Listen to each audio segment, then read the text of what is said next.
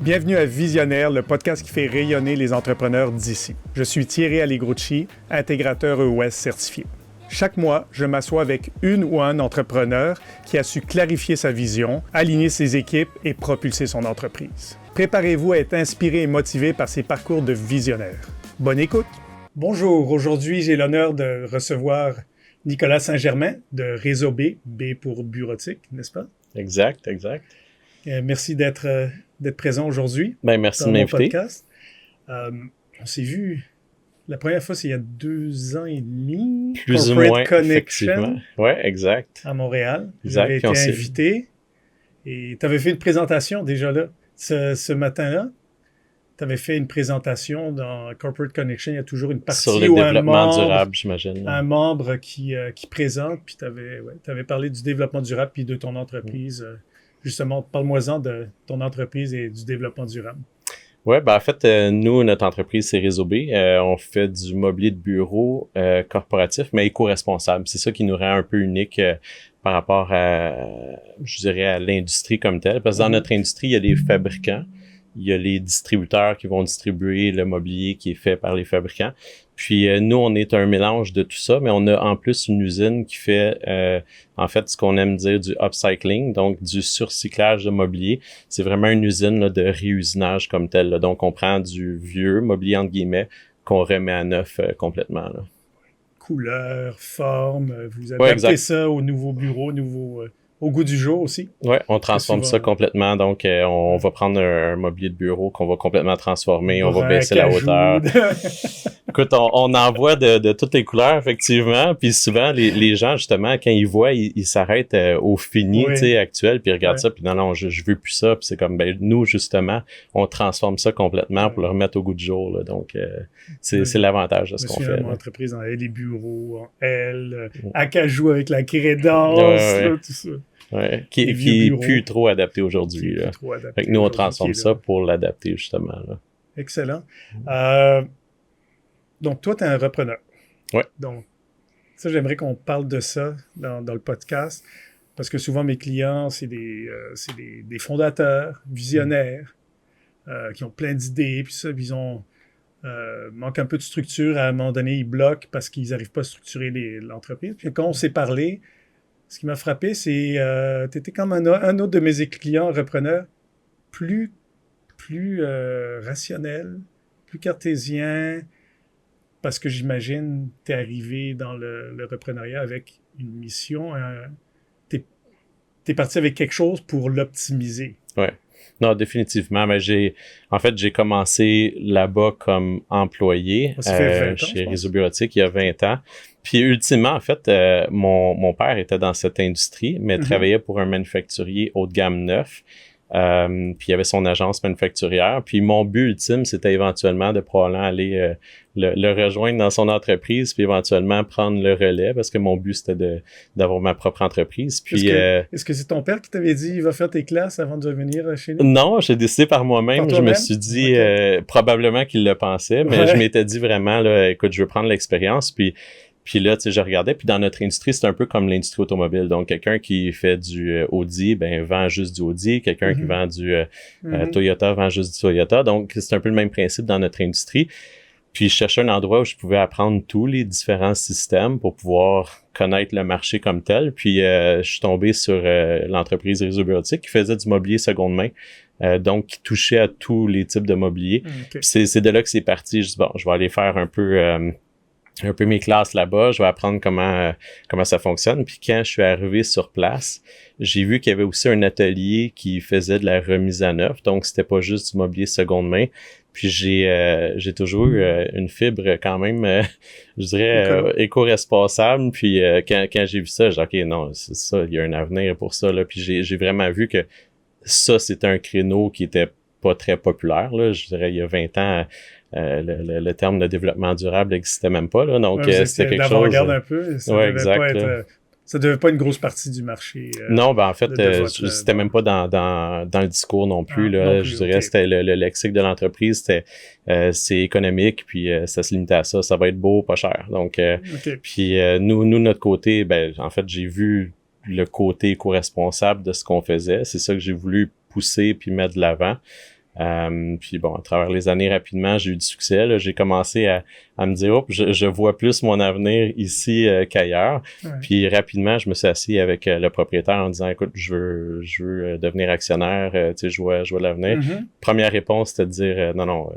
C'était un peu le jeune puis ouais, exact. Puis 2 semaines après, on s'est restés ensemble. Puis je pense qu'il a compris assez rapidement que si je me joignais pas à l'équipe, j'allais partir mon propre truc un peu dans ce sens-là. Puis de son côté, il était quand même à un âge près de la retraite, donc je pense qu'il a vu aussi une opportunité d'avoir de la relève. Donc c'est comme parti de là, on a commencé à discuter. J'ai acheté des parts de l'entreprise assez rapidement, donc j'étais un jeune loup à l'interne, puis après ça, j'ai racheté d'autres parts. Puis là, le processus, si on veut, là, de reprenariat a parti à ce moment-là. Là. Puis il a terminé il y a 7 ans. Oui, exact. On a fait la transaction officielle là, de la balance des parts là, il y a 7 ans. Là. Est-ce qu'il est encore dans l'entreprise? Ou il a pris sa non, retraite? En fait, le jour où on a fait la transaction, il a disparu. Puis c'était ça le but, de toute façon, parce que ça faisait déjà quelques années que je gérais la boîte. Là. Il était donc, il y avait une transition mentale qui s'est faite. Oui, exact. Là, il était plus dans les opérations. Je veux dire, il se promenait en Europe ou sur son bateau. Il était partout, sauf au bureau, puis qui est correct. Là, ultimement, c'était ça le but. Donc, la transition était hyper facile, autant avec les employés aussi, parce que ça faisait déjà quelques années que je voulais la boîte. Ça s'est fait sur plusieurs années. Oui, exact. La transition était facile. Donc, au moment où on a fait la transaction, c'était le jour de sa retraite en même temps. Là. Excellent. Puis depuis ce temps-là, il y a eu la COVID, comme d'habitude. Oui, ça a quand même ça a toujours shaké, j'imagine. Oui, ben nous, écoute, notre industrie du mobilier de bureau, au moment de la COVID, où le gouvernement a décidé qu'il fermait tous les bureaux un peu partout, ça a quand même été un choc pour notre industrie. Là. Nous, ça faisait 7-8 mois que j'avais fait l'acquisition de l'entreprise. Puis là, tout d'un coup, tout a arrêté. On avait des choix à faire à ce moment-là. Il y a beaucoup d'entreprises, je dirais dans notre industrie, c'était des mises à pied un peu partout, puis les gens se mettaient un peu en petite boule puis pour attendre que ça passe. Moi, je venais de faire l'acquisition, on avait de l'inventaire parce que nous, on a la chance d'avoir un entrepôt avec des milliers de postes en inventaire en tout temps. Fait que j'avais de la matière première, puis je voulais pas faire de mise à pied. Écoute, on avait fait à ce moment-là l'exercice d'ancienneté des employés quand j'ai acheté, puis la médiane était de 14 ans, donc ça veut dire qu'il y a des gens qui sont là depuis une vingtaine d'années. Fait que je voulais pas faire de mise à pied, puis on s'est retrouvés à regarder notre inventaire puis dire on va choisir 2 couleurs, 2 grandeurs, on va produire en masse, donc des centaines et des centaines de postes d'avance, même si on n'avait pas de carnet de commande de ce côté-là, en se disant quand ça va repartir, parce qu'on voyait la chaîne d'approvisionnement aussi qui se brisait un peu partout. Puis on s'est dit quand ça va repartir, on va être prêt, on va avoir de l'inventaire. Des postes standards, modulaires. Exact. Vous avez choisi quelque chose qui pourrait fitter pas mal. Oui, c'est ça. On a comme établi en fonction des besoins actuels. Là, mais c'est ça. On a fait 2 couleurs, 2 grandeurs, puis un quick ship en se disant quand ça repart, on va être prêt. Donc, ça nous a permis de bouger de l'inventaire qu'on avait, de garder notre staff. C'est sûr que c'était un moment difficile. À ce moment-là quand même, là, parce qu'il fallait absorber tout ça parce que c'était pas des commandes concrètes. Par contre, ça a fonctionné. Là, une fois que les entreprises ont commencé à revenir au bureau, ben ce système Quick Ship là a fonctionné à un point où on continue à le faire encore aujourd'hui. Là, quand il y a je dirais des moments de production un peu plus tranquilles, on va préparer les mêmes modèles, ils ont changé un peu. Ouais, ça a changé un petit peu, mais c'est quand même ultimement les mêmes composantes. C'est une stratégie. Là, vous faites quand il y a un petit creux, vous faites des modèles. Oui, parce que n'importe quelle production, il va toujours avoir des moments un peu plus tranquilles. Puis nous, ben, on les occupe en faisant ce système Quick Ship là. En prenant l'inventaire. Oui, c'est ça. On a déjà l'inventaire, la matière première, donc ça devient facile. Super. En tant que... Tu connais la différence entre visionnaire et intégrateur? Donc, visionnaire, c'est la personne qui est plus en haute altitude. La vision, la culture, les grandes relations, c'est la personne qui résout les gros enjeux d'habitude. Il solutionne les gros enjeux. Mais c'est pas la personne qui, au jour le jour, roule l'entreprise. L'intégrateur, c'est la personne qui tient les gens responsables, qui active la vision.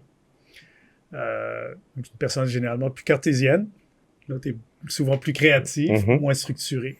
Donc, j'ai de la misère on a parlé beaucoup ensemble. Je suis un peu des deux. Un peu des deux. C'est quelque chose, je dirais, à la base, ben c'est sûr, quand tu fais l'acquisition d'une entreprise rapidement, tu tombes dans les opérations encore plus intensément. Donc, je dirais, les premières années, j'étais plutôt intégrateur de mes propres visions, là, si on veut. Donc, c'était de mettre ça en place. Mais j'ai la chance, j'étais bien entouré à l'époque, mais aujourd'hui, je considère que je suis encore mieux entouré. Donc, il y a des gens en place qui peuvent justement, tu sais, je dirais tomber un peu plus dans les opérations. Ça me permet de m'éloigner un petit peu plus, puis justement, le côté visionnaire prend un peu plus le dessus. Est-ce que c'est ça que t'aimes plus? Si t'avais le choix de faire... J'aime bien les deux, honnêtement, parce que oui, je suis quelqu'un de cartésien, puis j'aime mettre des plans en action. Par contre, c'est sûr que je suis plus utile, je pense, comme visionnaire qu'intégrateur, parce que les gens en place, je veux dire, c'est leur spécialité, ils sont capables de mieux faire ce que je fais. Mais je dirais, j'aime quand même m'impliquer un peu là, à l'interne. Là. Mais il faut faire attention, tu sais, faut pas se retrouver à travailler, tu sais, dans la business, mais plutôt sur la business. Donc ça, c'est un peu, je dirais, c'est la ligne à ne pas franchir, tu sais, à l'étape où je suis. Donc ça, c'est quelque chose que j'ai souvent derrière la tête quand même, là, quand je commence à prendre des actions, là, de me dire, OK, non, ça va pas me permettre de continuer à travailler sur la business. Ça, je tombe trop opérationnel. Là. Donc, c'est un peu la ligne que je tente de ne pas franchir. Très bien. C'est bien. J'aime cette réponse. Et où est-ce que tu veux l'amener, l'entreprise? À partir de maintenant, vous êtes 30 employés à peu près? Oui, on est 30 quelques. Vous êtes, dans quelle ville vous êtes? On est à Montréal. À Montréal? Oui. Ben, en fait, j'ai une vision quand même assez grande de ce qu'on fait. Nous, on a la chance ou la malchance d'être les seuls à faire ça au Québec. J'ai la chance parce que, naturellement, on a une longueur d'avance sur qui que ce soit qui voudrait s'improviser. Mais la malchance, c'est que je vois beaucoup d'opportunités au niveau public. Donc, tout ce qui est gouvernemental, que ce soit fédéral, provincial ou même municipal, eux ont des standards de mobilier qui sont implantés. Puis à chaque fois, ils rachètent la même chose. Donc, le but, c'est justement de garder le standard. Mais ça fait en sorte qu'ils jettent le même mobilier qu'ils rachètent. C'est juste de couleurs et de formes différentes. Donc, il y a un énorme marché qu'on peut transformer qu'est-ce qu'ils ont en réusinant leur propre mobilier. Donc, c'est pas que je leur vends pas du mobilier, c'est vraiment je leur vends un service de réusinage. Puis le marché il est quasi infini là, de ce côté-là. Par contre, en étant les seuls à faire ce qu'on fait en sorte que les appels d'offres publics deviennent quand même assez complexes si on est l'unique fournisseur. Donc, je dirais des fois, autant que ça a des avantages, mais il y a certains désavantages comme ça là, qui font en sorte que des fois, ils ont l'intention de faire du réusinage, mais si on est le seul fournisseur à le faire, mais ça devient pas mal plus compliqué pour eux à gérer. Là. Mais nonobstant de ça, je vois qu'on peut facilement doubler, tripler ce qu'on fait en termes de production juste via le marché public. Là. Donc, ouais, c'est ça le couteau à double tranchant, qu'on est différent des autres. Ouais. On a justement une force, mais il y a de l'éducation à faire parce que les gens ils comprennent pas, n'est-ce pas? C'est ce que j'allais dire, on fait de l'éducation tous les jours. Tu sais, puis j'ai la patience de le faire parce que c'est quelque chose que, je veux dire, juste au niveau public, mais on va commencer à parler du concept. Ensuite, on va rencontrer probablement 20 personnes dans le même ministère pour réexpliquer le concept pour que ça soit bien saisi. Après ça va être de faire un proof of concept, un prototype, ensuite un projet pilote. Donc, c'est des étapes là, qui prennent souvent plusieurs années. Il faut leur faire changer la paperasse aussi. Oui, absolument. Ben, justement, la résistance, pourquoi je ferais ça quand je peux acheter... Ça prend des bons porteurs de ballon à l'interne parce que des champions. Absolument. S'ils n'ont pas l'intention, l'intérêt de le faire, c'est juste plus simple d'acheter du mobilier neuf.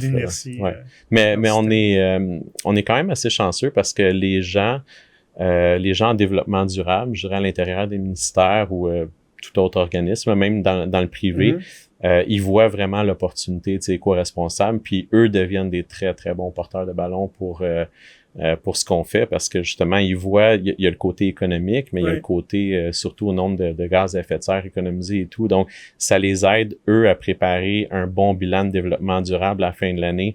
Donc, ultimement, ils calculent toute leur empreinte maintenant? Absolument. OK. Ouais. Fait que c'est quelque chose qui est considéré puis qui est mis de l'avant. Donc, de plus en plus, puis les normes de plus en plus vont vers là. Donc, tu sais, en ce moment, là, on rentre pas dans les détails ESG, là, mais il y a le Scope 1, Scope 2, Scope 3. Mais Scope 3, c'est tu dois t'assurer que tes propres fournisseurs font des bonnes actions, soient éco-responsables.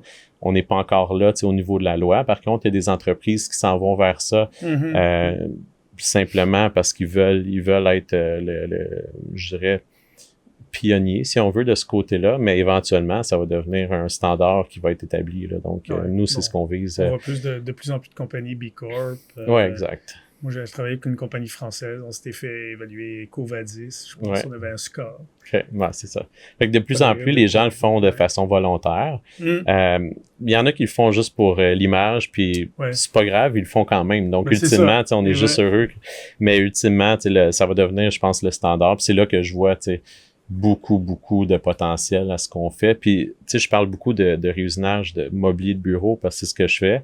Mais en même temps, je donne beaucoup de conférences, bien malgré moi, pendant l'année.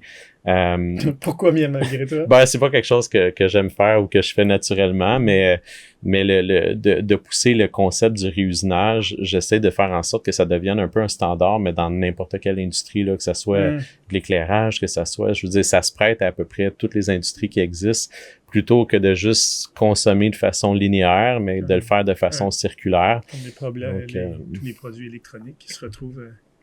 des potoirs, écoute, on pourrait nommer tout ce qu'il y a dans la pièce ici, puis tout peut être réutilisé ou presque, là, donc c'est ça, je prône beaucoup ça. Généralement, les coûts à cause de coûts de la main-d'œuvre, le coût de remodifier ou de réparer quelque chose, des fois, c'est même plus cher que de réacheter. Bon, j'imagine dans le mobilier, c'est pas le cas, sinon tu serais pas en affaires. En fait, c'est effectivement pas le cas. Là. Nous, c'est à peu près, je dirais, 30% moins cher que le même mobilier neuf. Par contre, plus on avance, plus le fait de dire, même si c'était au même prix ou plus cher, ça veut pas dire que les entreprises seraient pas en affaires parce que justement, la conscience... je dirais des bonnes entreprises va être vraiment, écoute, si on peut récupérer ce qu'on a, même si c'est le même prix ou un peu plus cher, éventuellement, je pense que ça va devenir la bonne action à prendre. Là. Donc, pas nécessairement. Puis comme je disais, ils doivent présenter des bilans de développement durable, donc montrer ce qu'ils font. On a déjà vu un appel d'offres qui a passé il y a environ 1 an où, prix pour prix, il allait prioriser le réusinage. Donc, c'est sûr que quand on voit ça, on aime bien la suite des choses, puis on espère se rendre là, mais peu importe le coût, je dirais, ça devient quand même quelque chose là, qui intéresse de plus en plus d'entreprises. Donc, le potentiel est là. Qu'est-ce que tu dois faire dans les prochaines étapes, à part l'éducation? Comment tu vois au niveau de l'entreprise, quels sont les bloquants que tu verrais? Ben, c'est certain qu'au niveau du développement, je disais, c'est beaucoup de long terme. Donc, au niveau privé, c'est quand même assez facile parce que quand on parle aux dirigeants, je veux dire, ils sont capables de prendre une décision sur le champ, puis ça devient assez facile. Il faut juste être là au bon timing. Donc, c'est sûr qu'au niveau du développement, on doit s'assurer que, je dirais, de toujours être présent auprès de nos clients. Par contre, au niveau, je dirais, tout ce qui est public, tu parlais d'éducation, je veux dire, c'est un peu, c'est récurrent, là. On doit éduquer les gens, je dirais, tous les jours parce que il y a tellement de roulement aussi dans tout ce qui est des postes publics qui fait en sorte qu'on doit recommencer la même discours. Ton champion, il disparaît, non. Exact. Heureusement, par contre, il va ailleurs, puis il peut devenir notre champion ailleurs aussi. Mais effectivement, c'est beaucoup d'éducation. Donc, au niveau du développement, c'est d'être patient puis de continuer à travailler fort en ce sens-là. Au niveau de la production, on a fait un audit sur notre efficacité opérationnelle, donc on essaie de changer certaines choses pour être de plus en plus efficace. C'est autant qu'il y a des grands avantages à avoir staff, je parlais de la médiane tantôt de 14 ans, mais un des défis, c'est la gestion du changement. Donc, ça fait partie des réalités aussi, où ça fait 19 ans que la personne fonctionne d'une certaine façon, veut apporter un petit changement, beaucoup de questionnements. Fait que c'est la communication, tu sais, de ces changements-là et tout. Mais sinon, au niveau de la production, c'est vraiment là de éventuellement se préparer pour un quart de soir. Donc, dans le même espace, là, essayer de maximiser un petit peu plus au niveau de la production. Donc, c'est là où on s'en va. Là, donc, les hand-offs vont être bien importants. Ouais. J'ai vécu le cauchemar d'avoir 3 shifts. Ah oui? Notre usine, on fonctionnait 24 heures sur 24. Wow. On a perdu le contrôle. Ouais. Non, Parce que le processus n'était pas bien établi, on saisissait pas. Le blâme se passait de shift en shift. C'était... c'est difficile.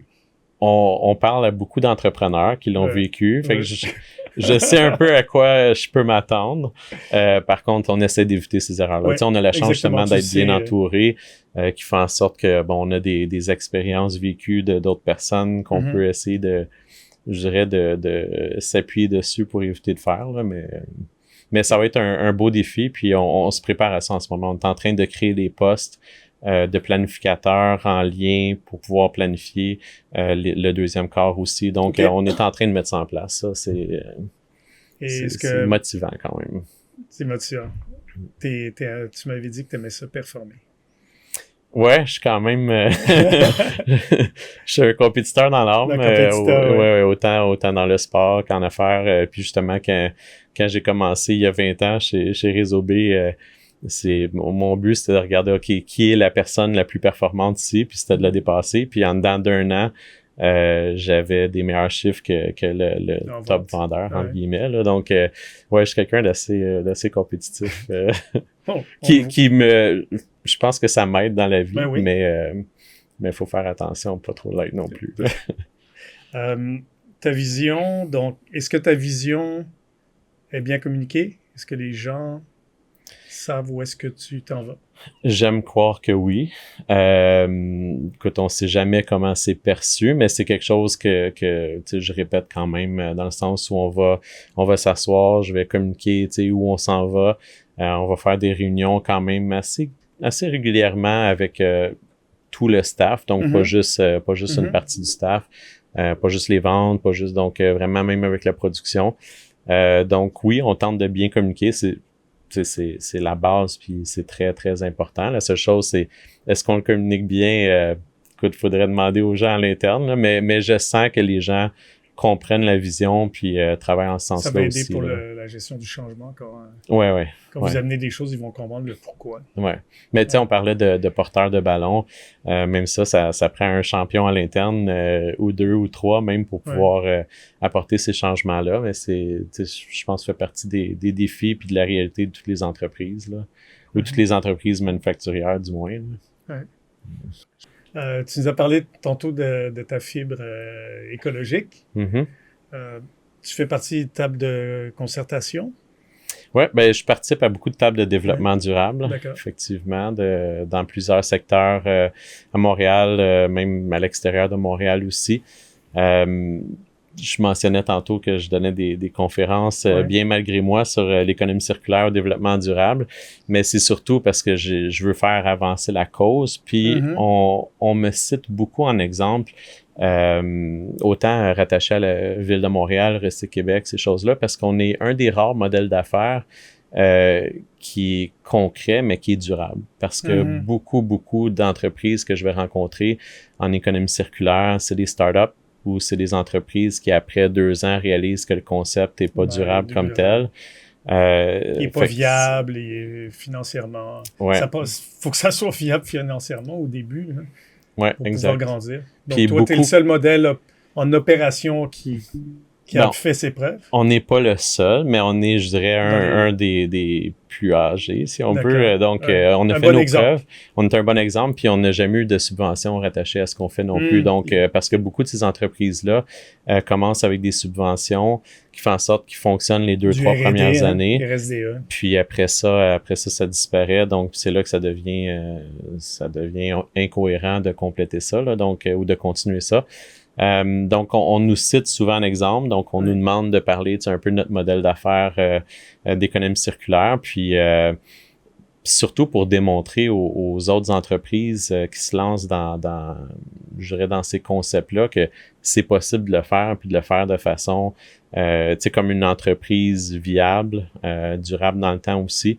Fait que ça, c'est quand même quelque chose qu'on est fiers ultimement, là, qu'on nous cite souvent un exemple dans ce sens-là. Puis, si je peux partager, je dirais un peu nos expériences qui font en sorte que, on parlait d'erreurs un peu plus tôt, quelques erreurs qu'on a pu faire, mais que ça peut éviter ça à plusieurs entreprises qui se lancent là-dedans, mais c'est quelque chose qu'on est là pour partager, parce que comme je disais, mon but, c'est que éventuellement, le réusinage puisse se faire dans toutes sortes d'industries, là, pas juste le mobilier de bureau. Là, donc, Parlant d'erreurs, quelle sorte d'erreurs tu peux partager avec nous? Je dirais des erreurs, je dirais plutôt stratégiques. Parfois, on se fie trop sur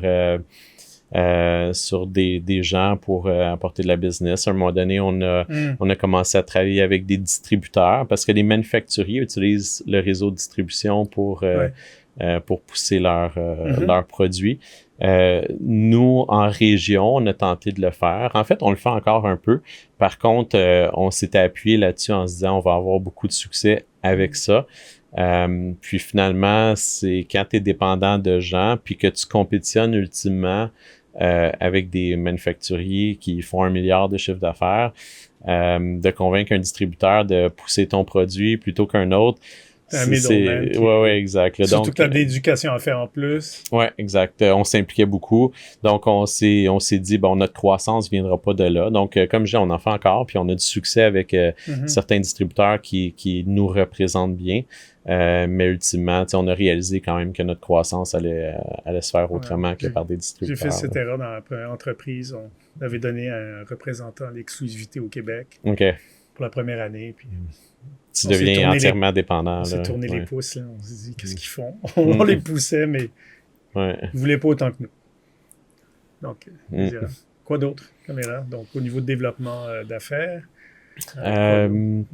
Écoute, j'aime croire qu'on n'a pas fait tant que ça, là, mais, mais je vous dirais, des fois, c'est au niveau du personnel qu'on met en place. On voit... c'est beaucoup de formation interne, ce qu'on fait. Donc, on a certains métiers spécialisés, mais la plupart du staff, c'est des gens formés parce que c'est une industrie qui n'existait pas, là, le réusinage. Donc, c'est des gens qui sont formés à l'interne. Puis, faut faire attention de mettre les bonnes personnes aux bons endroits, dans les bons sièges, effectivement. Donc, ça, c'est quelque chose là, que des fois, on voit un potentiel de quelqu'un, puis on se dit, OK, on va vraiment, on croit en cette personne-là, puis on va l'amener ailleurs pour réaliser que c'était pas du tout ce que cette personne-là souhaitait faire. Donc, le vouloir, là, je voulais pas. Exact. C'est souvent ça que ça blesse. Ouais. Je dis souvent, on analyse le bon siège, il faut que la personne comprenne, veuille et ait la capacité, puis souvent c'est le vouloir qui est le...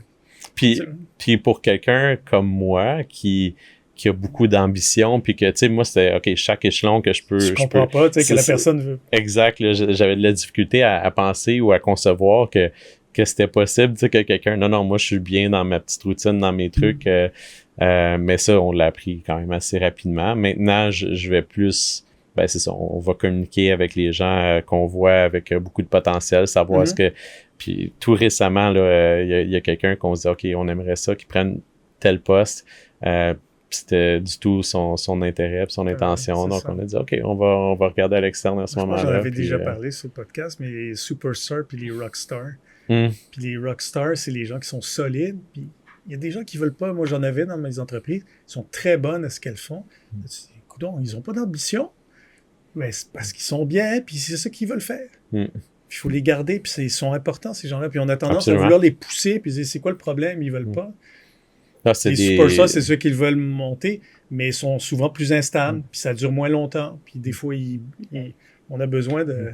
Puis en même temps, on a la chance d'avoir des hyper spécialistes dans certaines tâches. que tu dis que si cette personne-là était dans un autre poste, mais ça serait difficile de combler sa place. Donc, ultimement, on est heureux en même temps quand cette personne-là veut rester à son poste comme spécialiste. Mais, puis comment tu fais? Est-ce que tu dédoubles? Tu t'assures d'avoir quand même un dédoublement dans les spécialités? Parce que t'es vulnérable? Oui, c'est ça. C'est sûr qu'on a plus qu'une personne qui peut faire chacune des tâches. Donc, ça, c'est une des choses qu'on a toujours eu en place, je vous dirais. Là. Donc, pour nous, c'était juste la continuité. Par contre, vu que c'est quelque chose de spécialisé quand même, il faut que les gens veulent justement là, transmettre le savoir. Là. Donc, je dirais à peu près 90% du savoir est transmis. Il y a toujours un 10% qui reste avec la personne. Là, mais on a des processus en place, on a de la formation et tout. Capturer pas mal. Tu t'assures de capturer ça pour la pérennité. Exact. Excellent. Ben écoute, je vais te poser des questions. Mm-hmm. Je sais que je ne les avais pas envoyées pour te préparer. je vais improviser. Donc, quel est ton super pouvoir? Mon super pouvoir... écoute, je sais pas si c'est considéré un super pouvoir, mais j'aime croire que j'écoute beaucoup les gens avant de prendre une décision, avant de... je vous dirais, je réfléchis beaucoup, mais j'écoute beaucoup les gens. Là. Donc, ça, c'est quelque chose... ouais, je pense que ça serait mon super pouvoir. C'est un très bon super pouvoir. C'est pas tout le monde qui l'a. La plupart du monde, on l'a pas. Si tu avais à garder une seule habitude, discipline, habitude qui t'a porté fruit toutes ces années? C'est sûr, la détermination fait partie de... Je suis quelqu'un de très, très structuré, là, donc j'ai beaucoup de bonnes habitudes, mais de continuer avec la détermination, parce que le moment où tu arrêtes de pousser, je veux dire, dans notre industrie du moins, tout arrête. Il faut vraiment toujours continuer à pousser. Là, donc, c'est quelque chose que je continue à faire, puis même si j'ai d'autres membres de l'équipe là, qui poussent dans ce sens-là aussi. Mais on dirait que je me dis que ce bout-là, moi, je dois continuer puis je dois pas arrêter quand même. Là. Donc, visionnaire, c'est l'énergie. Meilleur conseil qu'on t'ait donné? Meilleur conseil. Écoute, on m'a donné beaucoup de conseils dans ma vie. J'ai commencé quand même assez jeune. Je dirais de rester toi-même puis de croire en ce que tu fais. Parce que honnêtement, j'ai eu 1000 opportunités de dire OK, là, c'est compliqué, je vais juste être un distributeur de mobilier neuf. Ça serait facile de juste faire un changement dans ce sens-là, mais je crois tellement en ce qu'on fait. Je crois que les entreprises au niveau privé, tout ce qui est société publique, ont réellement un intérêt à utiliser ce concept-là que je continue à foncer. Puis je pense que le conseil qu'on m'avait donné, c'est si toi tu y crois, let's go, lâche pas. Un livre d'affaires que tu as recommandé au moins 3 fois. Au moins 3 fois. Je dirais le Who Not How est un livre de Dan Sullivan que je vais dire lu, mais c'est plutôt audiobooks. Je passe beaucoup de temps dans ma voiture.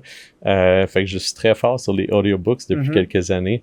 Mais c'est quelque chose là que on dirait qu'on a l'intention à la base de vouloir tout faire puis tout apprendre. Pour moi, je suis quelqu'un de très curieux. Fait que je veux apprendre, on dirait, chaque phase de ce qu'on fait. Puis que ce soit au niveau marketing, que ce soit toutes sortes de choses. Des fois, on réalise, OK, il y a des gens qui sont meilleurs que nous je dirais dans à peu près toutes les sphères qu'on peut imaginer. Donc, c'est de faire confiance aux gens autour de toi qui sont bons dans ces trucs-là. Donc, de travailler avec des who et non pas comment le faire, mais plutôt de travailler avec les bonnes personnes qui vont t'aider. C'est le principe, pour ceux qui ne l'ont pas lu, le but, c'est de... quand on veut faire quelque chose, au lieu de dire, on s'attaque souvent le comment. Comment faire ça? Comment je vais faire ça? La première question, c'est qui peut m'aider à faire ça? Ouais. Ça fait partie, comme je te disais, d'une trilogie. Simon, il va aimer ça. Et Simon de Oxybay, quand je lui ai montré Gap and the Gain, qui a beaucoup aimé, et 10x is easier than 2x. Ouais. C'est les deux mêmes auteurs, Dan Sullivan, puis Dr. Benjamin... Harper, j'ai un blanc aussi, mais ils ont fait une trilogie, ça fait partie d'une trilogie, ça se lit très bien. des bons principes de base. Non, puis en fait, ça accélère le tout. Ouais. Quand tu travailles, tu parlais de Simon, justement, on est dans ses studios ici, puis eux s'occupent du côté marketing de ce qu'on fait. Bon, ils vont faire la prospection aussi, chose qu'on a toujours fait à l'interne, qu'on fait encore une petite partie à l'interne, mais de travailler avec des spécialistes, une fois qu'ils comprennent notre lexique, nos façons de faire, je dirais un peu notre modèle d'affaires, mais ça devient facile, mais ça accélère aussi. Là. On perd moins de temps. Là. Je le vois toujours dans les entreprises, c'est toujours l'œuf ou la poule. Les gens ont peur, ils disent on va le faire à l'interne, ça va coûter trop cher aller à l'externe, mais ils se ralentissent. Ils ralentissent la roue. La flywheel va tourner moins vite. Fait que les entreprises que je vois qui ont le plus de croissance rapide, c'est celles qui font confiance, qui vont chercher les who, puis qui le font pas, puis qui investissent, qui voient ça comme un investissement plutôt qu'une dépense. Moi, c'est ça dans ma gestion de temps. Je suis quelqu'un qui aime être assez efficace dans la vie. Fait que chaque seconde compte. Ouais. Puis c'était dans ma gestion de temps. On avait embauché quelqu'un à l'interne pour gérer le marketing. Mais ultimement, j'étais présent. Donc, chaque action qui était prise, mais se retrouvait sur mon bureau juste pour approbation. Ouais. Puis c'est correct, là, tu sais, ultimement, c'était ça, sauf que ça revenait toujours sur mon bureau. Puis, puisque je suis perfectionniste, ben là, je donnais mon point de vue, puis finalement, on se retrouvait à reculer de 30% pour pouvoir réavancer, tandis que là, comme je disais, une fois que le concept puis le lexique est compris, mais j'approuve aveuglément, là, parce que ça tombe pas sur mon bureau, donc c'est comme, let's go, tu sais, on y va avec ça, puis fait que il y a un gros gain de temps. Perfectionniste. Un peu. C'est un obstacle, un frein? Écoute, j'aime croire que c'est une qualité, mais je dirais, j'ai appris à bien déléguer, qui était un défi pour moi initialement, là. J'ai à travers les années, tu délègues, mais on dirait que je m'attendais toujours à ce que ça soit fait, je dirais 100% comme je le ferais. Mais quand tu commences à faire confiance aux gens, tu réalises que OK, ça va être fait différemment, mais ça va être aussi bon. Des fois, ça va être 80% du résultat, ça va être mais ultimement... Est-ce que ça donne le résultat attendu? Ouais. Des fois, oui. Peut-être pas la façon... non, mais c'est... Fait que de bien déléguer... m'a permis de lâcher prise un peu sur le perfectionnisme, mais je le suis encore par défaut. Là. Dernière question. Phrase que tu dirais au début de ton aventure. Donc, si que je me dirais. Oui. Tu sais, quand tu as commencé à peut-être reprendre les rênes de l'entreprise tranquillement. Continue à être patient. Je crois que c'est ça.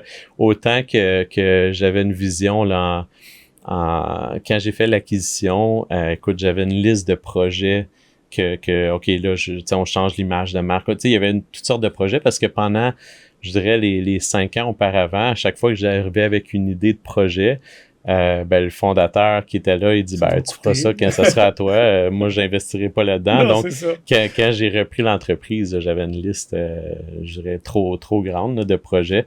Puis j'ai essayé d'en entamer 5 en même temps. La pandémie est arrivée, il fallait se reconcentrer. Donc, on s'est retrouvé qu'on doit ralentir un peu. Puis, pour bien faire avancer les projets, tu peux pas en faire 5 à la fois. Il faut vraiment y aller 1 ou 2 à la fois. Donc, de là, la patience, je dirais, on accélère un peu moins, mais ultimement, on va mieux, plus loin surtout. Puis, c'est mieux fait. Parfait. Mais écoute, merci d'avoir participé au podcast. Merci à toi. C'était plaisant de faire ça, de participer. C'était pas si difficile que ça. Non, quand même. Hein? Merci à toi pour l'invitation. Vous venez d'écouter le podcast Visionnaire. J'espère que cette discussion vous fera réfléchir sur vous, sur votre entreprise et sur vos ambitions. Merci pour votre écoute et à bientôt pour le prochain épisode.